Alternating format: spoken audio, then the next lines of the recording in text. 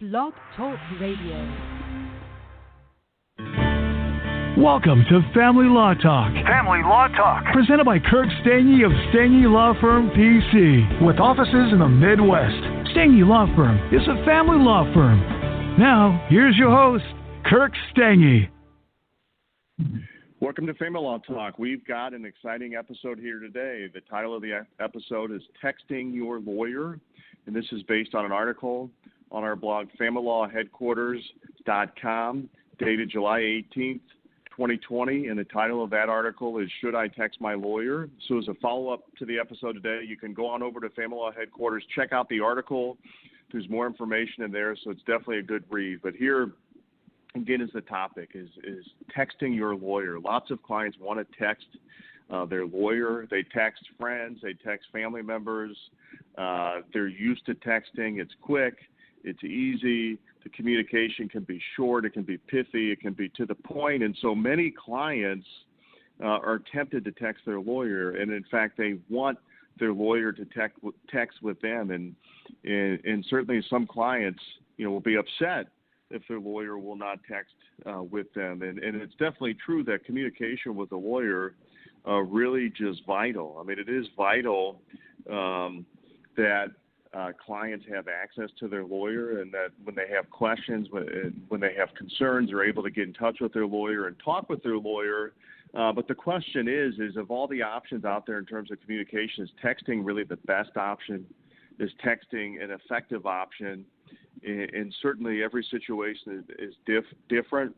Some lawyers might like texting more than others. Some clients might like texting more than others.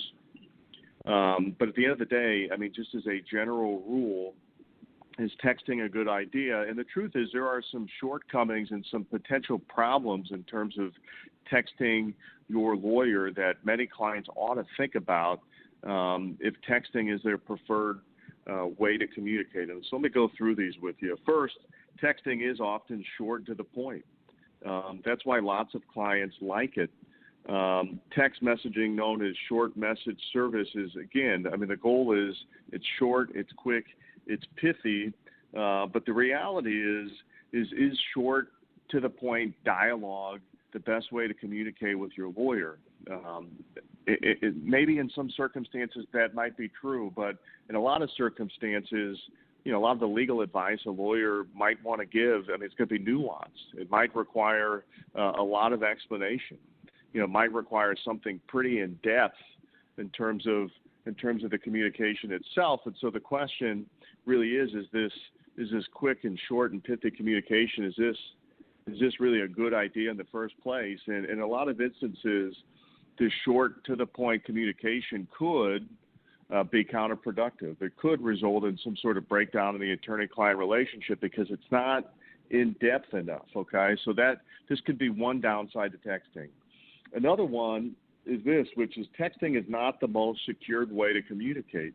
Texting is not always encrypted, and the fact that it's not encrypted theoretically can make it easier if somebody were trying to intercept the communication. Now, a lot of contexts, the risk of somebody trying to intercept the communication, I mean, it might be minimal, might be really almost none.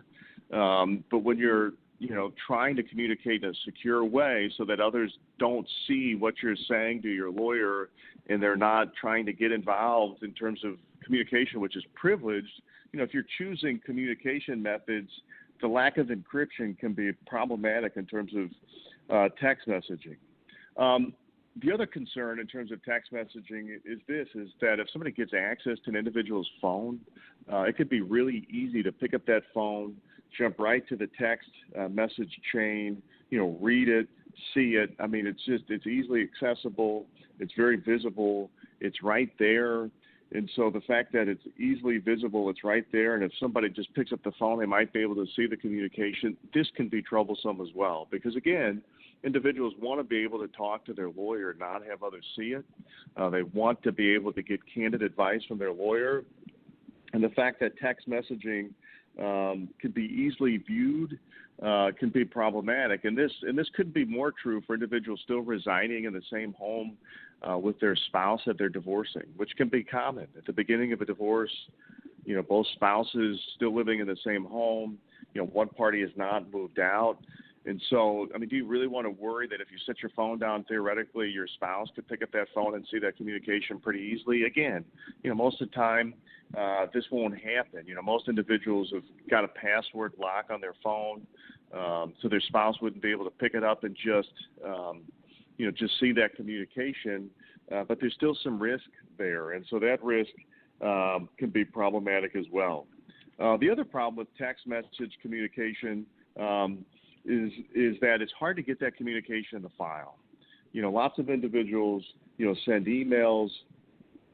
They're used to communicating, by emails, and emails can easily be printed off by the lawyer, put in the client's file, and being in the client's file can be important for many clients. At the conclusion of their divorce or family law matter, they want their file, and as part of the file, they want all of that communication.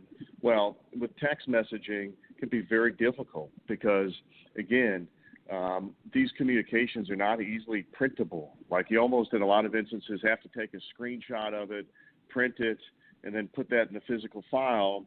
Where with an email, it's much easier to just simply print off email communication and get that in the file. So for the clients that want to preserve the communication, they want that communication in their file so there's a record of it. The text message communication can be troublesome in that regard, and that can be, a potential problem right there with that communication as well. Fifth, one of the other concerns with text message communication is really the lack of formalness of it, right? People oftentimes fire off text quickly without a lot of thought. Sometimes people are venting. It's easy to, be emotional and say something, real quick via text or misinterpret a text that somebody sent. And so this can be troublesome as well, potentially. Most clients, by the time they're sitting down and they're typing an email, maybe there's a little more self-restraint in terms of what they're typing, in terms of what they're putting in that communication to the lawyer. But when somebody sends a text, it can be troublesome. So look, there's not necessarily right or wrong answers per se. Some individuals still might be tempted to text. Some lawyers might be willing to text. But there can be, some other forms of communication which clients ought to think about, that clients ought to contemplate, which might be more effective, okay? And I mentioned one of them here briefly, but emails. The beautiful thing with an email is that you can access emails from most smartphones. But emails typically result in the ability to send something lengthier, more in-depth. And the lengthier, more in-depth communication that's more nuanced oftentimes can be more effective, not only for the client, but for the attorney, because then the attorney's able to type something longer than just simple and quick responses, which oftentimes can be sort of cut and dry, if you will, and at times almost be too brief, not enough explanation or enough nuance, if you will, okay? So for a lot of clients, think about email. Email just as easy to send through the phone, but oftentimes, again, it's just a better medium because you can type something, really almost as long as you want it to be. Where the text message, it's short and quick, and not a lot of depth to the communication itself. So think about emails. Of course, sometimes written communication can be good.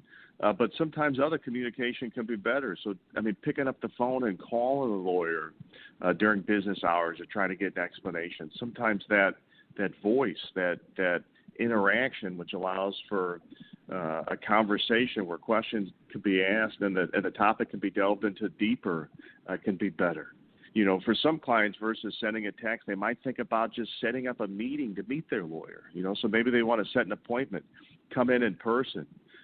Face-to-face, if you will, and sit down and talk about whatever their situation. And then certainly, another possibility with COVID-19 and lots of folks, social distancing and trying not to have these face-to-face encounters just due to COVID-19, think video conference. I mean, video conference could be a great way to meet your lawyer, but you're doing it virtually, you're doing it safely, and you're able to ask the questions that need to be asked, and there can really be that conversation, that interaction, which can be really helpful. So look, going back to the topic itself, texting your lawyer, lots of clients tempted to do it, lots of clients want to do it.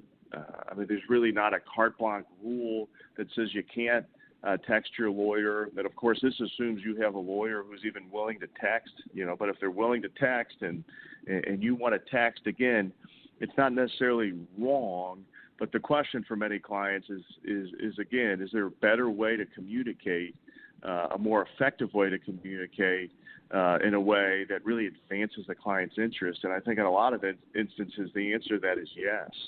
Email much better, a face-to-face meeting, a phone call, a virtual meeting, typically more effective than texting. So definitely something to think about, something to contemplate. Again, go to familylawheadquarters.com. Check out the article titled, "Should I Text My Lawyer?" You can read about this in more detail. Definitely an interesting topic, and definitely one that I think is pertinent to a lot of individuals, because lots of individuals are tempted, if you will, to text their lawyer. So thanks for tuning in. Stay tuned to our next episode coming up on Family Law Talk. Thank you very much. Thank you for listening to Family Law Talk with Kirk Stange. Visit StangeLawFirm.com for more about today's topic, or to put Stange Law Firm to work for your family today.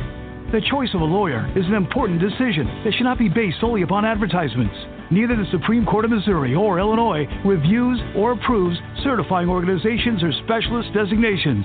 The information you obtain on this podcast is not, nor is it intended to be legal advice. You should contact an attorney for advice regarding your individual situation. We invite you to contact us and welcome your calls, letters, and electronic mail. Contacting us does not create an attorney-client relationship. Please do not send any confidential information to us until such time as an attorney-client relationship has been established. And finally, past results afford no guarantee of future results, and every case is different and must be judged on its own merits. Kirk Stange is responsible for the content. Principal place of business, 120 South Central Avenue, Suite 450, Clayton, Missouri, 63105.